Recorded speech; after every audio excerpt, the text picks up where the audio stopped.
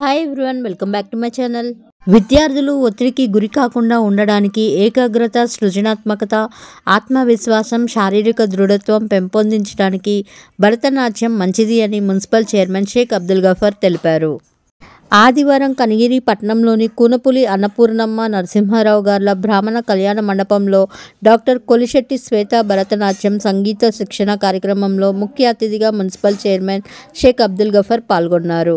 అనంతరం ఆయన మాట్లాడుతూ సాంస్కృతిక సాంప్రదాయాలకు పుట్టినిల్లు మన దేశం అన్నారు. భరతనాట్యం నేర్చుకునే విధానం చాలా కఠినమైనది. దీనికి తగిన సమయం, శక్తి అవసరం. శాస్త్రీయ నృత్యం నేర్చుకోవడానికి ఆసక్తి మాత్రమే కాదు, అంకితభావం చాలా ముఖ్యమని అన్నారు. నృత్యం అనేది శారీరక, మానసిక ప్రయోజనాలకు ఉపయోగపడుతుంది అని అన్నారు.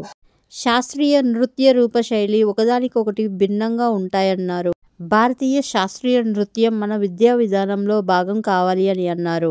ఇది మన సంస్కృతికి సంబంధించిన శక్తి రూపమే కాదు, అద్భుతమైన ధ్యాన సాధన కూడా.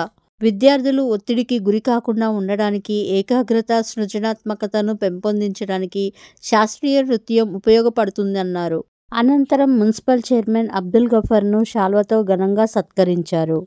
ఈ కార్యక్రమంలో నాట్య గురువు శ్రీమతి డాక్టర్ లక్ష్మీ శ్వేత, రాష్ట్ర బ్రాహ్మణ సంఘం సెక్రటరీ సంగరాజు సాయి మనోజ్, కౌన్సిలర్ తమ్మినేని సుజాత, దేవకి సత్యవతి, పసుపులేటి దీప, నాగుర్బి, విద్యార్థుల తల్లిదండ్రులు తదితరులు పాల్గొన్నారు. Thank you for watching. Please subscribe to my channel.